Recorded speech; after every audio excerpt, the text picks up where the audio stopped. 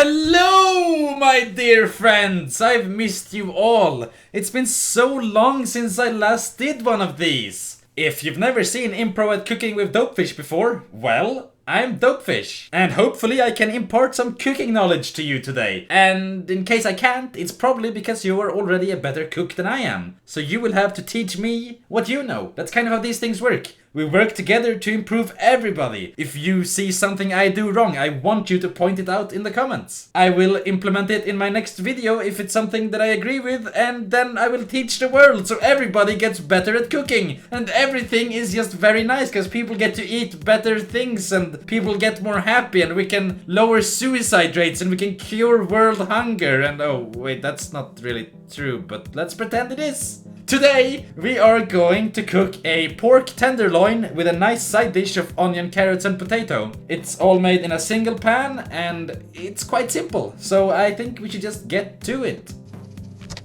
I thought I'd try to do some knife skills today, teach you guys some of that. This first one is just a joke though. This is not how you chop carrots. Don't do it, kids. It's dangerous.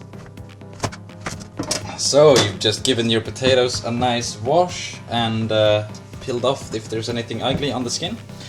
And these are so small, it's very easy to just go at them. Get to the end, just flip them over, cut them like that, and you're done. If they're a bit unbalanced, like you see they are, just cut off a small piece at the end. And then it's gonna hold firmly to your cutting board.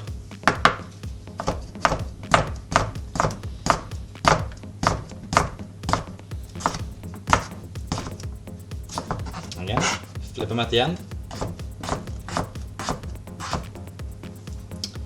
It's not that hard. They look kind of like apples. Quite good. The kind of potato I'm using here is something called a cherry potato, but you can really use any kind of potato you feel like, as long as you cut it small enough for it to cook all the way through. I think that cutting the potato into wedges might have been a better idea here, but I'm not really sure. I mean, the dish looks a bit weird at the end. Maybe if I had wedges it would look slightly better, I don't know. You can use any kind of shape you want, as long as everything is about the same size so it cooks at the same pace. And we're done with the potatoes. Let's go ahead and add them in with the carrots for now. Onions! Easy peasy. Cut off the bottom, cut off the top. I'm not doing chopped onions now because then we would do it differently. Cut it in the middle, find the outer layer, dig your finger in there, peel it off, do the same. It off. I like to remove the little film because it's quite sticky and can make your knife glide off. Find the grain, it's going this way, so put it down with the grain and chop it down. So get towards the end again, flip it over and there we have nice little onions.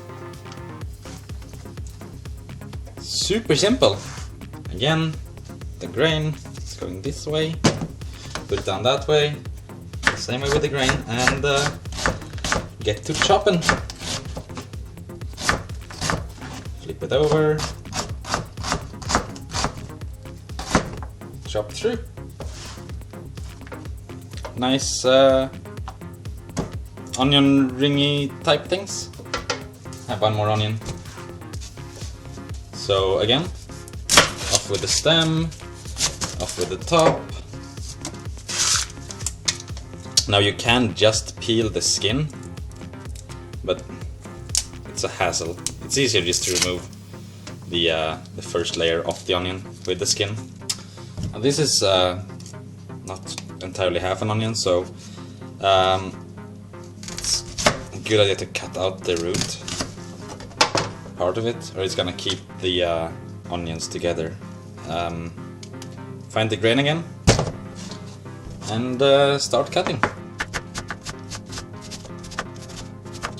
flip it over and finish it up. It's really easy. Alright, we're done with the onions. Let's move on. Coming up is the garlic. Now, professional chefs on TV and other places have told me that if you crush garlic using a regular garlic press, it creates a different flavor than if you chop it. I have no idea if that's true, so you're gonna have to take their word for it, not mine. So what you do, you take the flat end of your knife like that, place it on the garlic, and whack-a-doodle-doo. And you can now really easily, supposedly at least, peel the garlic. Still irritatingly hard in my opinion. So there, it's peeled. Or you just do it the simpler way, where you crush it, then you cut off the top, you cut off the bottom, discard, and now you can easily pull off the skin without any amount of hassle whatsoever. It just comes right off. And for this you have to cut that off anyway because you don't want it. I don't know. I find it easier to just cut the shit off, so let's do that. Crush, cut, cut. As you can see, there's quite a lot of garlic flying around here. If you do not like garlic that much, then just remove some of it. Or remove it completely if you dislike garlic. It's perfectly fine. You are in fact the deciding chief of your own cooking. Peel off. Easy enough. Hey, it's a double. It's a twin. It's got a bit of an ugly bit on it, so let's cut that off. And then we get chopping.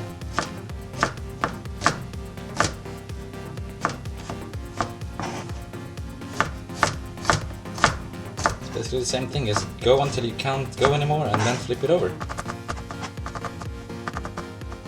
Okay, gather it up and give it another go. Repeat until it's fine enough. Really, as far as I'm concerned, you're perfectly welcome to use a garlic press. I've never tasted any difference, but people say it's there, so... Okay, you can easily go finer, but this is fine enough for my taste, so we're done with the garlic. Okay, meat time. This is a tenderloin, and apparently it's from Denmark. Yep. It was cheap, it was frozen, and I've thawed it, so let's unravel it. Right, I like to give these vacuum-packed meat just a quick rinse, because they have some sort of like a brine, so I like to just get that off them. Get a bit of a pat down. Stop and frisk. I think this tenderloin might come from a black pig, so it's important that we check that there are no drugs on him, no illegal weapons, and especially no Arizona iced tea. Okay, I'm just going to... Look, what is this? What is this? This is what you get when you buy Danish meat. What is this? I don't even fucking know what's going on with this. It's a tenderloin, but apparently the butcher has butchered it quite badly or something. So, I'm gonna give that a cut in half because it's too big for my frying pan. I'm gonna cut off the little appendix there. I can fry that separately and have a taste test. So, yeah, I'm gonna go give it some gentle scoring. Maybe, I don't know, what is that? 3 centimeters wide? This is partially to get the spice in properly, but it also helps you cut it up easier once you've finished it. Do the same with the other part, of course. There we go. It's still a bit frozen, I can feel, but that's what you get when you buy frozen meats. It actually costs 25 crowns, which is incredibly cheap. If you can find a pork tenderloin for what's basically €2.50 or $2.50, yeah, you probably don't live in Sweden because food is expensive here. Alright, so in a bowl over here, just put this aside, I have some freshly ground black pepper, which isn't freshly ground anymore, it was a couple of seconds ago though. To that I'm going to add a good amount of salt.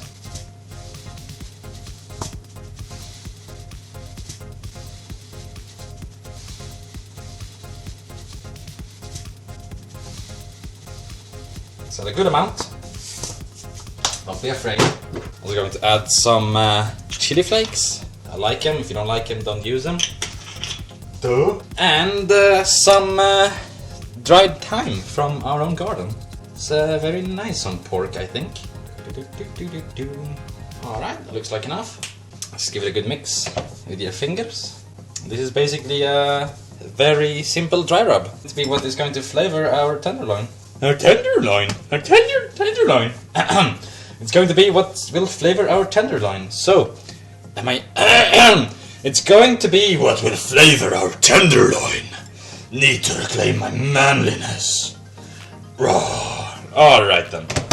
So, you take a piece of tenderloin. Is that in the camera? Yeah, it is. Okay, and you rub some of the rub on it. Simple enough. Flip it over. Add some more. Yet again. Add some of this stuff. And you can actually add some into the cuts you made, so the flavor really gets in there. Of course, we can't forget the tops. Step aside for a second. Do the next one. Manliness regained. You could let these sit for a while if you really wanted to. I don't think it's really worth it with such a simple dry rub, but if you're going a bit more fancy, you can easily marinate a meat just with a dry rub, just like this, and then put them on a tray somewhere in your fridge for a couple of hours or overnight. Okay, let's take some on the penis as well. I mean the appendix. I mean the small little extra piece. The small extra piece. Alright, we are done. That's all the prep we have to do for this. It's quite simple. Let's get on with it, shall we? In a pan, high heat, I'm melting some of the butter. We have a bit of butter there. We're going to add some oil to it. I have some corn oil. You can use whatever. I like corn oil. It's very neutral. Doesn't really impart much flavor. So we're just gonna wait for that to melt and brown a bit. Alright, we got some butter action. So we're going to placing our tenderloins in. Give them a nice char, I suppose. And from here on out, you will only hear me, Dope of the Present. Because...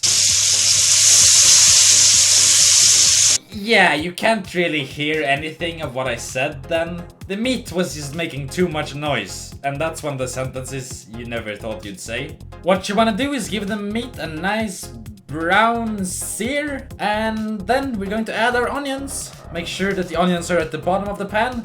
Reduce the heat to medium and put on the lid. Basically, you're just going to steam this all the way through now. There's still a lot of heat at the bottom of the pan, so the onions are going to get nice and caramelized. After 5 minutes, we're gonna come back, stir it around some more. Make sure to flip the meat, remove the onions from the bottom of the pan, all that good stuff that we need to do. At this point, we will be adding our carrots and potatoes. Cook that for about 10 to 15 minutes in total until the carrots and potato are soft. And at that point your meat will most likely be cooked through as well. When you add the onions as well as the carrots and potato, it's important to salt them a little bit to drive out some of that moisture. We're really looking to sort of steam and boil this rather than to fry it. It's a wet cooking process, and adding that bit of salt drives out the bit of liquid and moisture we need. Normally if you do something like this, you'd probably boil the potatoes separately before adding it. But because the meat takes so long this way, it's perfectly fine just to have the potatoes cooking next to the meat like this. And it gets a nice steam going. As we have the lid on, it can't escape. And basically the meat, onion, potato and carrots all just steam together into a really delicious mess. I recommend giving both the potato and the carrot a taste at this point, see if you need to adjust for salt and other seasoning, as well as figure out how done they are. It's only been 5 minutes, they're not going to be done yet, but good idea to give them a taste every now and then, just to see if you're getting there or not. Carrots got good flavor, potato as well, and they're just starting to get a bit soft. About 10 minutes later. Alright, let's taste. It looks like it's about done. If I could grab a single potato, please.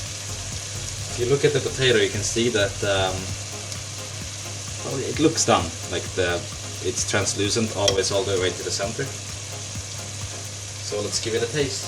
Yeah, that's finished. Let's try a carrot. Well, yeah. Alright, so we have arrived at the final stage where we will add our garlic to this. We're going to mix it around, of course. And then we're going to cook this without the lid for maybe another 5 minutes. This will take the edge out of the garlic and to get rid of the final bit of moisture here. I guess I was lying when I said you'd only be hearing Dope of the Present for the rest of the video. It wasn't that bad, was it? Hopefully I didn't kill your eardrums with all the noise that was going on. But yeah, I tasted another carrot and potato and they were done. So I decided to lift out the meat, let it rest for a bit, collect the potato and carrots, and start working on the gravy. I'm going to add a bit of oil again. We'll be adding some apple cider vinegar. Fairly generous splash.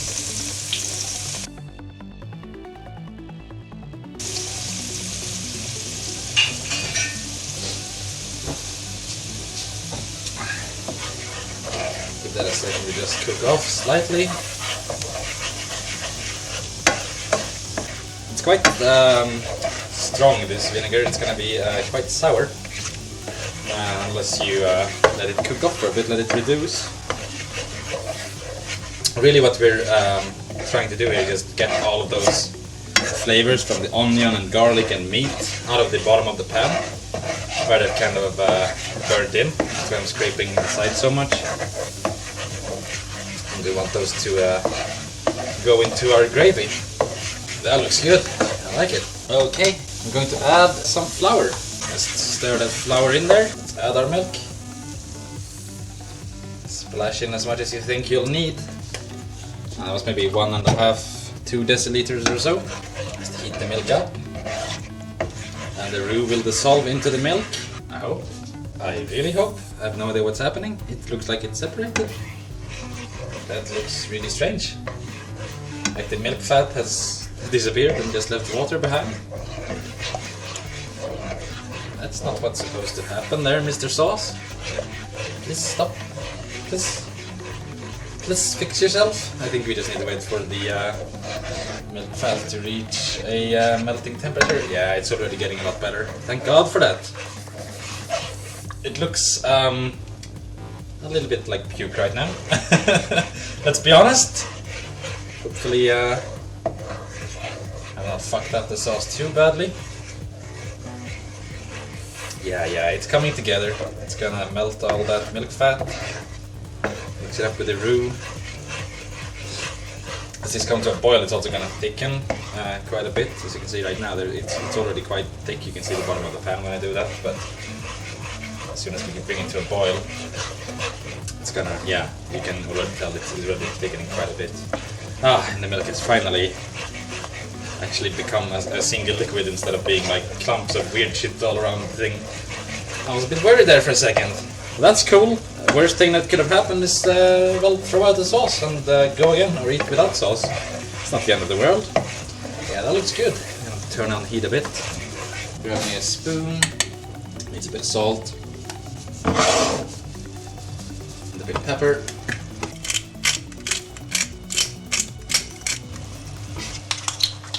To that I'm also going to add some Worcestershire sauce, or as the Brits would like to call it, Worcestershire.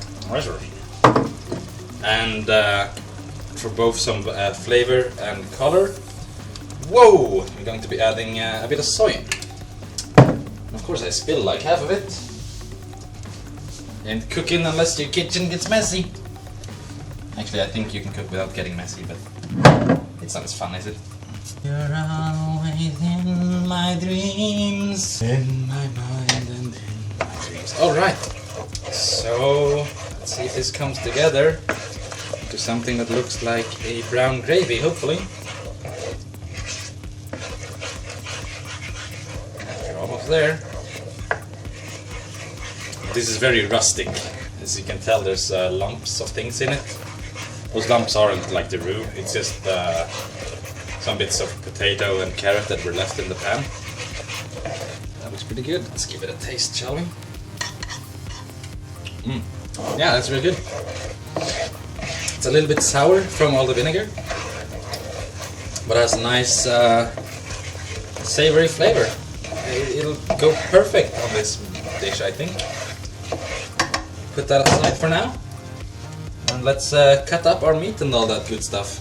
Alright then, our sauce is done and everything is done. The meat has rested for a little while. We're going to cut it up using those skewers we made earlier, which makes it rather easy. Oh, it smells heavenly. As you can tell, I hope. Oh wow, it's very hot still. It's pretty moist and nice. It's cooked all the way through. And you can see that it's very moist. This meat has been steamed or boiled more than it has been fried. So it'll have a nice sort of poached flavor to it.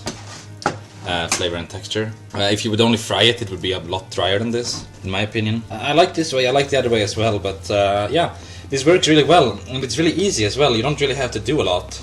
Like it's like pull apart tender as well. That's like pork tenderloin is supposed to be. It's very nice and moist.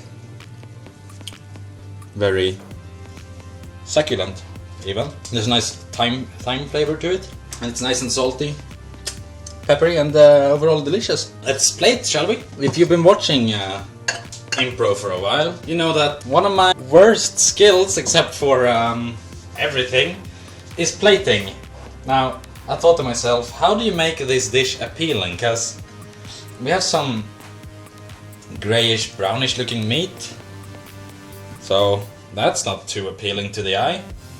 I mean, I know that it tastes really good, but how can I convince my viewers that it looks that it tastes better than it looks? And yeah, someone really needs to make some kind of plating tutorial for me, because I don't know how to plate things. I don't plate things when I eat them myself. I just throw it on a plate and eat it. I don't know if that's how most people do. I assume it is, because it's I mean, yeah, you're not gonna take a photo of your meals, so there's no need to plate them beautifully, I guess. But people do say that you eat with your eyes as well. As well as what? Dope from the past! Come back! Come back! We need you to finish your sentence! We don't know what you were talking about! You didn't make much sense! Please! Oh, alright, you're talking about plating. Ah, yeah. Unfortunately my camera / mobile phone ran out of battery at that point, so I couldn't finish my train of thought. I don't know how to plate. Here, these are the pictures of the finished thing. I did a whole joke where I put the green thing on, because it looks so fancy. Look at that green thing! Doesn't it just lift the entire dish? Oh, it looks so good. And I also put some cucumber there, because I was feeling like eating some cucumber. And it looks gooder. Gooderer? More gooder. That's the one. Oh shit, I'm tired, man. I'm fucking tired. Why am I recording this voiceover now? I don't know. Anyway, ladies and gentlemen, this is the finished product. And thanks a lot for watching. It's like 24 minutes long video now. Thanks for sticking with it. I would very much appreciate your feedback as usual. Did you find this video entertaining / funny / informative?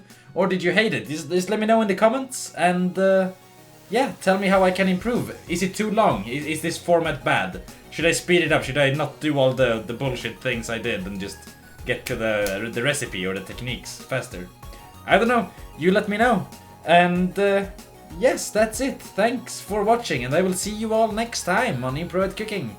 Have some blooper type stuff.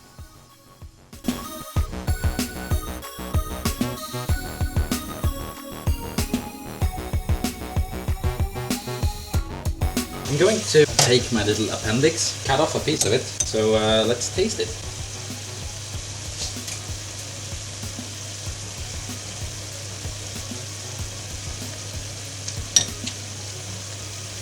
Oh yeah, that's really nice.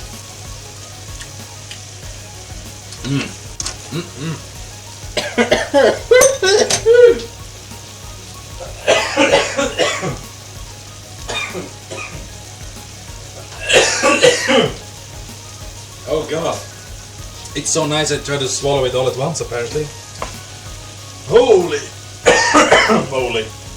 Okay, there I go. Now I'm crying. Everything's terrible. More like terrible. Oh.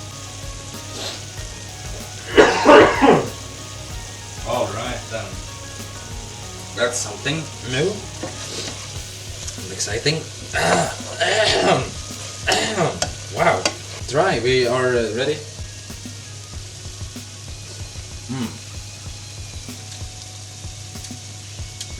I guess that appendix is some pitmaster privilege. Fucking delicious. I do apologize for eating in front of you. Do you smell that? It smells good. Okay, I'll stop. Oh man, this will be fucking good. I know that the molecules in our body are traceable to phenomena in the cosmos. This makes me wanna go people on the street and say, have you heard this? Okay, let's hope the camera doesn't fall down today.